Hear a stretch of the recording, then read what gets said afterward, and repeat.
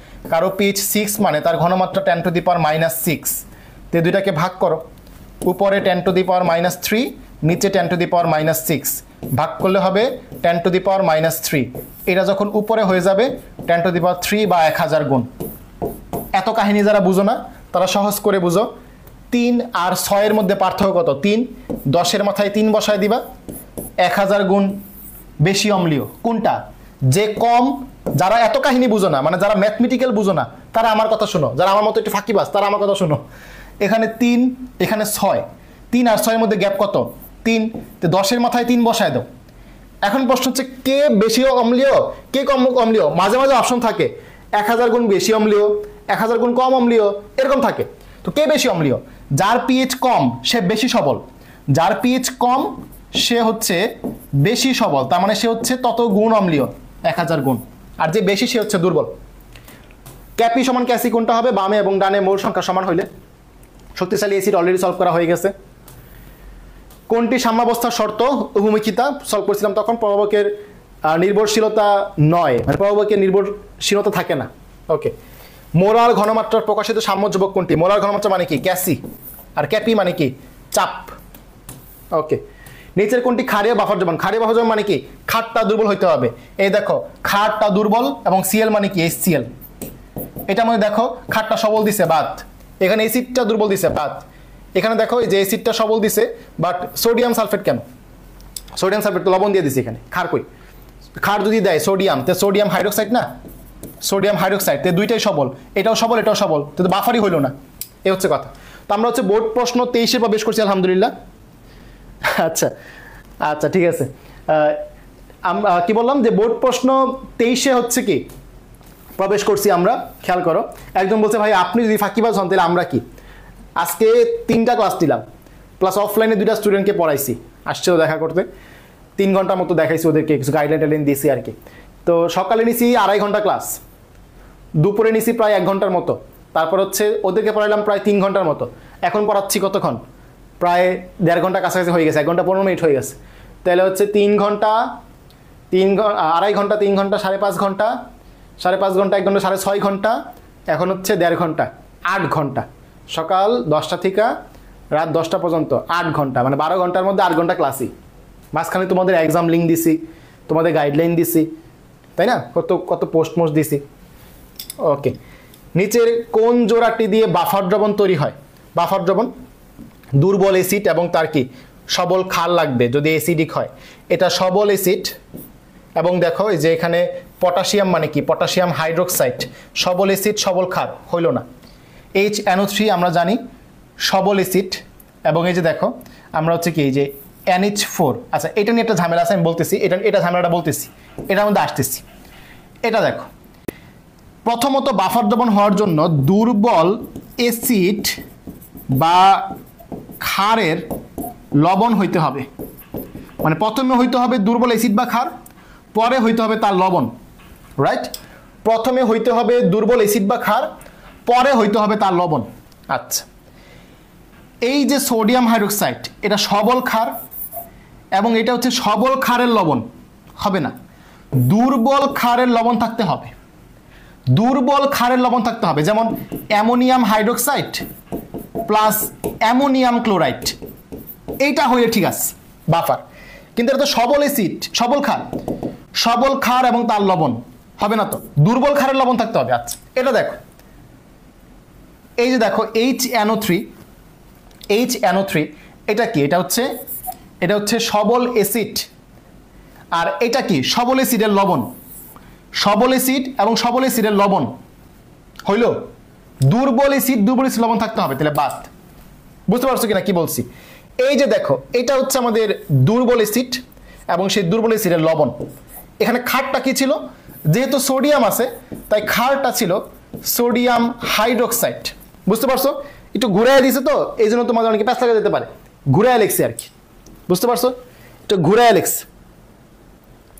আচ্ছা হ্যাঁ, সকালে আমার একটু ঠান্ডা লাগছিল, তোমরা দেখছো ক্লাসের মধ্যে আমি প্রায় 5-6 বার হাঁচি দিছি, টিস্যু দিয়ে মুছে, অবস্থা খারাপ। সকালে অসুস্থ ছিলাম, পরিশ্রম করতে করতে সুস্থ হয়ে গেছি আলহামদুলিল্লাহ। বামে লাইট, ডানে লাইট, উপরে লাইট, নিচে লাইট, তাহলে সুস্থ হবো না? সব লাইট তো আমার উপরে, ফোকাস তো আমার উপরে, ঠিক কিনা? ওকে, খেয়াল করো, বুঝতে পারছো? 309 1 নাম্বার কেন আমি বুঝতে পারছি কিনা? বাকিগুলো একটু উল্টা লেখছে, উল্টা করে ঘুরায় লেখছে আর কি, এই জন্য তো অনেকে প্যাঁচ লাগতে পারে। ঠিক আছে, তবে বেসিক বুঝলে পারবা। আমাকে একটু জানাও 309 নাম্বারটা বুঝছো কিনা, 309 নাম্বারটা বুঝছো কিনা আমাকে একটু জানাও। ভর ক্রিয়ার সূত্রে নিচের কোনটিকে সক্রিয় ভর হিসেবে গণনা করা হয়? চাপ এবং মোলার ঘনমাত্রা, চাপ এবং মোলার ঘনমাত্রা দুইটাকে গণনা করা হয়, দুইটাকে, যেটা অপশন থাকে দাগাবা। ঠিক আছে, ওকে। গ্রিন কেমিস্ট্রির অধিক তাৎপর্যপূর্ণ নীতি কোনটি? সর্বোত্তম অ্যাটম ইকোনমি। খেয়াল রাখবা, অ্যাটম ইকোনমি যত ভালো হয় তত কি উৎপাদ তত বেশি পাওয়া যাচ্ছে, তাই না? কাঙ্ক্ষিত উৎপাদটা বেশি পাওয়া যায়। বহুমুখী বিক্রিয়ার বৈশিষ্ট্য কোনটি? সাম্যাবস্থায় আসতে চায়, এটা ইজি ব্যাপার, যে কেউ পারবে। উভয় দিক থেকে হার সমান হয়, না বললে ভুল হবে, সমান হয়। প্রভাবকের ভূমিকাহীনতা, মানে ভূমিকা নাই। আর বিক্রিয়াটি শেষ হয় না, বিক্রিয়াটা চলতে থাকে, বামে ডানে সমান থাকে। শক্তিশালী অ্যাসিড নিয়ে অলরেডি কয়েকবার কথাবার্তা বলছি। অ্যালুমিনিয়াম অক্সাইডের ক্ষারকত্ব 2, অম্লত্ব 6, অলরেডি বলছি। নিচের কোনটি বাফার দ্রবণ? কোনটি বাফার দ্রবণ? তাহলে আমাদের দেখো যে দুর্বল ক্ষার ও তার লবণ, দুর্বল ক্ষার এবং তার লবণ। ক্লিয়ার? বাকিগুলো তুমি নিজে এখন পারবা, অপশন ডিল করতে পারবা। এখানে খেয়াল করো, মানুষের রক্তের পিএইচ কত? 7.4, অলরেডি পড়াইছি। সবচেয়ে দুর্বল অ্যাসিড কোনটা? এটাও কিন্তু আমরা সলভ করছি। দেখো এখানে 3 এখানে 3 তাহলে কত +3, এখানে হচ্ছে 3 এখানে হচ্ছে 1 তাহলে +5, এখানে 3 এখানে 3 তাহলে +3, এখানে 3 এখানে কত 1 তাহলে কত +5। বলছে কি সবচেয়ে দুর্বল সেট কোনটি? আনসার ভুল আছে, আনসার ভুল আছে। দুর্বল সেট হচ্ছে এটা হবে 3 আর 3, তো এটা হবে আনসার। ঠিক আছে, আনসার ভুল আছে। 3 দুগুণে 6 প্লাস এটা হবে আনসার। আনসার ভুল আছে। HCO3 মাইনাসের HCO3 মাইনাস। আচ্ছা আমাদের হচ্ছে একটা কিউট বিড়াল আসছে, আমাদের মিউটন সোনা। যারা আমাদের মিউটনকে দেখো নাই, এই যে দেখো এটা কে? এটা কে? মিয়াও দাও, একটা মিয়াও দাও। মিয়াও, তা মিয়াও দাও, মিয়াও দাও, মিয়াও। সবাইকে একটা হাম্বু দাও, হুম, বাঘের মতো দাও, হুম। ঠিক আছে, এই যে দেখো, এই দেখো ওরা ক্লাস করে, তোমাকে দেখবে, বলো আসসালামু আলাইকুম, আপনারা কি মেডিকেলে পড়তে চান? ভাইয়ার ক্লাস ভালো মতো ফলো করবেন। আমিও আগে ইংলিশ পড়তাম, ইংলিশ ক্লাসে ভাইয়ার সাথে এসে বসে থাকতাম, আমি অনেক ইংলিশ পারি। বলো বলো বলো, ঠিক আছে। আচ্ছা ওকে, একটা দৌড় দিছে, নাইমা একটা দৌড় দিছে। আচ্ছা ঠিক আছে, ওকে। HCO3 মাইনাসের অনুবন্ধী ক্ষারক কোনটি? তো অনুবন্ধী ক্ষারক বললে হাইড্রোজেন বাদ দিয়ে দিব, মাইনাস করে দিব, তাই একটা হাইড্রোজেন চলে যাবে, CO3 2-। এই যে আমাদের CH3COOH ও NH4OH, এই বিক্রিয়াটি বলছে X উৎপাদ কোনটি? দেখো এসিড এবং ক্ষারের বিক্রিয়া, লবণ এবং পানি তৈরি হবে। লবণটা কি নিরপেক্ষ হবে না? এটাও দুর্বল, এটাও দুর্বল, এটাও দুর্বল, এটাও দুর্বল। দুটো দুর্বলের ফলে কি হবে? নিরপেক্ষ হবে। কোন লবণটির জলীয় দ্রবণের পিএইচ মান 7-এর বেশি, মানে ক্ষারীয় কোনটা? আগের মতো দেখাই, সোডিয়াম হাইড্রোক্সাইড প্লাস HCl, দুইটাই সবল, তো নিরপেক্ষ। Zinc hydroxide plus sulphuric acid, ঠিক কি না? জিঙ্ক হাইড্রোক্সাইড সালফিউরিক অ্যাসিড, তাহলে কি অ্যাসিডটা সবল, তার মানে পিএইচ 7-এর কম। এই যে গাইডলাইন গ্রুপে মেসেজ আসছে, বেশিবার রিভাইজ আর বেশি মডেল টেস্ট দেওয়ার চেয়ে ভালোভাবে পড়া। তোমাদের রাফি ভাই মেসেজ দিছি, দেখছো গাইডলাইন গ্রুপের মেসেজ, আমাদের মেডিকেল ব্যাচের মেসেজ। পটাশিয়াম আসছে পটাশিয়াম হাইড্রোক্সাইড থেকে, কার্বনেট আসছে, কার্বনেটটা আসছে কোন জায়গা থেকে? H2CO3 থেকে। তার মানে অ্যাসিডটা দুর্বল, ক্ষারটা সবল। ক্ষার যেহেতু সবল, তার মানে পিএইচ 7-এর বেশি, রাইট? ওকে। আর এখান থেকে হচ্ছে HCl আর NH4OH এর মতো PH4OH, তো এটা কি দুর্বল ক্ষার, এটা সবল অ্যাসিড, তার মানে পিএইচ 7-এর কম। 332 বুঝছো কিনা? 332 বুঝছো কিনা? ঠিক আছে, 332 বুঝছো কিনা? ওকে, নেক্সট আমরা যাচ্ছি। কক্ষ তাপমাত্রায় পানি আয়নিক গুণফলের মান কত? tan ইনভার্স 14, আগে বলছি। সাম্য ধ্রুবকের মান কোনটির উপর নির্ভর করে? তাপমাত্রা, অনেকবার বলছি। কোনটি অম্লীয় বাফার দ্রবণ? ক্যালকুলেশন করে দেখাইছি, গুণ করে দেখবা যে দুর্বলটা এক্সিস্ট করে কিনা, দুর্বলটা এক্সিস্ট করে কিনা। দেখো 30 আর 0.1 মানে কি 3 মিলি, আর 20 আর 0.1 মানে কি 2 মিলি, তার মানে সবলটা শেষ হয়ে যাবে, দুর্বলটা থাকবে, তার মানে অম্লীয় বাফার, দুর্বল অম্ল থাকবে, রাইট? সলভ করাইছি এটা। নিচের কোন যৌগের পিএইচ এর মান 7-এর চেয়ে বেশি? সোডিয়াম কার্বনেট, ক্ষারীয়। এটা দেখো অ্যাসিডিক, এই দেখো লুইস অ্যাসিড, এই দেখো অ্যাসিড। লুইস অ্যাসিড কি? লুইস অ্যাসিড হোক যে অ্যাসিড হোক, অ্যাসিড তো। লুইস অ্যাসিড কেমনে বুঝলাম? ইলেকট্রনের ঘাটতি, মুক্ত জল গ্রহণ করতে পারবে, তার মানে তার কি সে অ্যাসিড, পিএইচ কি 7-এর চেয়ে কম। রাসায়নিক সাম্যাবস্থার শর্ত 9 কোনটি? সাম্যের স্থায়িত্ব, উভয় দিক থেকে সুগম্যতা, প্রভাবকের ভূমিকাহীনতা, এগুলো বৈশিষ্ট্য। বিক্রিয়ার সম্পূর্ণতা কিন্তু বৈশিষ্ট্য না, বিক্রিয়া সম্পূর্ণ হয় না কিন্তু, দুই দিক থেকে সমান থাকে। তীব্রতা কোনটি বেশি? সলভ করাইছি। গ্রিন কেমিস্ট্রির সূচনা হয় কত সালে? সাল থেকে একটা প্রশ্ন আসছিল ময়মনসিংহ বোর্ড 2023 সালে। তো যদি স্যারদের চোখে এই প্রশ্নটা পড়ে, যদি দিয়া দেয়, এই জন্য মুখস্থ রাখবা 1991, যদি দিয়া দেয়, বাই চান্স যদি দিয়া দেয়, এই জন্য মুখস্থ রাখবা 1991, ঠিক আছে? বুঝতে পারছো? এসিডের শক্তির কোন ক্রমটি সঠিক? এটা অলরেডি আমরা সলভ করাইছি, পারবা আশা করি। +5, তারপর হচ্ছে প্লাস কত 4, আর হচ্ছে কত +1, তাহলে এটা তো বেশি, ছোট মরিচের ঝাল বেশি। মাটির অম্লত্ব বৃদ্ধি পেলে পিএইচ নিয়ন্ত্রণ করার জন্য কোনটি যোগ করতে হবে? অম্লত্ব বৃদ্ধি পেলে, পিএইচ বৃদ্ধি বলে কিন্তু বলে নাই। পিএইচ বৃদ্ধি পাওয়া মানে কি ক্ষারীয় হয়ে যাওয়া, বলছে অম্লত্ব বৃদ্ধি পেলে মানে অ্যাসিডিটি হয়ে গেছে, চুন দিলে পিএইচ বেড়ে যাবে, অ্যাসিড মানে তো পিএইচ কম। কোনটির অ্যাসিড তীব্রতা বেশি, কয়েকবার সলভ করাইছি। মানুষের রক্তে বাইকার্বনেট এবং কার্বনিক অ্যাসিড, কয়েকবার বলছি। রাসায়নিক সমাবস্থা বৈশিষ্ট্য, সাম্যের সৃজনশীলতা, কয়েকবার বলছি। এখন আমরা প্রবেশ করব মেডিকেল ভর্তি পরীক্ষায় বিগত বছরগুলোতে কি কি প্রশ্ন আসছে। দেখো পারবা ইনশাল্লাহ। নিচের কোনটি সবচেয়ে শক্তিশালী অ্যাসিড?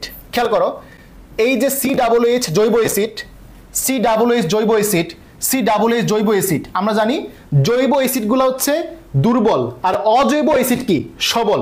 এটা আমরা জানি কিনা যে জৈব অ্যাসিডগুলো দুর্বল। কত ইজি একটা প্রশ্ন, যারা আনকমন মনে করে তাদের কাছে কিন্তু এই বেসিকটা নাই। মানে জৈব অ্যাসিডগুলো দুর্বল আর অজৈব অ্যাসিড সবল। যারা বিশ্বাস করো না তারা অবশ্যই জানো CH3COOH এটা দুর্বল অ্যাসিড, HCOOH এটাও দুর্বল অ্যাসিড। তার মানে যেগুলো জৈব অ্যাসিড সেগুলো দুর্বল, তাহলে সবল কোনটা হবে? এটা সবল হবে, ইজি। পানির বরফের গলন তাপ কত? এটাকে বলছিলাম +6, আর বাষ্পীকরণ তাপ কত? সেটা হচ্ছে +44, পড়াইছি কিন্তু। এই যে এই বিক্রিয়ার ক্ষেত্রে জিজ্ঞেস করছে প্রভাবক কোনটা, বলছিলাম যে চিনির আর্দ্র বিশেষণে প্রভাবক কোনটা? খনিজ অ্যাসিড। প্রভাবক ক্লাসে পড়াইছি, লাস্ট ক্লাসে। রোগীর রক্তের পিএইচ যদি 7-এর কমে চলে আসে সেটা কি? অ্যাসিডিক হয়ে যায়, অ্যাসিডোসিস, ক্লাসে পড়াইছি। মানুষের রক্তের পিএইচ কত? 7.4, বায়োলজি থেকেও আসে। অ্যাসিডের তীব্রতা কিসের উপর নির্ভর করে? Ka, এতে অ্যাসিড। কোনো দ্রবণে সামান্য অম্ল বা ক্ষার যোগ করলে পিএইচ এর মান পরিবর্তন হয় না, তার নাম হচ্ছে বাফার দ্রবণ। এরপর হচ্ছে স্থির তাপমাত্রায় বিক্রিয়কের ঘনমাত্রা বৃদ্ধি করলে সাম্যাবস্থা কোন দিকে যায়? বিক্রিয়ক মানে বাম পাশে ঘনমাত্রা বৃদ্ধি করছে, তো বিক্রিয়ক ডান দিকে সরে যাবে, ব্যালেন্স করার জন্য বাম থেকে ডানে চলে যাবে। আয়নিক গুণফলের মান জিজ্ঞেস করছে 25 ডিগ্রিতে, tan ইনভার্স 14, এখানে একটা ভুল আছে, একটু ভুল করছে, এখানে tan ইনভার্স 14 হবে, এটা এক দিতে ভুলে গেছে। মানুষের রক্তের পিএইচ কত? 7.4। মানুষের মানবদেহের রক্তে কোন বাফারটি পিএইচ নিয়ন্ত্রণ করে না? প, ফ, ব, এই তিনটা নিয়ন্ত্রণ করে, তাহলে অ্যাসিটেট কি করে না। ঠিক আছে, ওকে। এরপর ঢাকা বিশ্ববিদ্যালয়ের প্রশ্ন আছে একটা, প্রথম ক্রমে বিক্রিয়ার হার যৌগের মান নিচে কোনটির উপর নির্ভরশীল নয়? প্রভাবক, এটা খেয়াল রাখবা। এই হচ্ছে আমাদের রাসায়নিক পরিবর্তন। আছে নাকি আরো?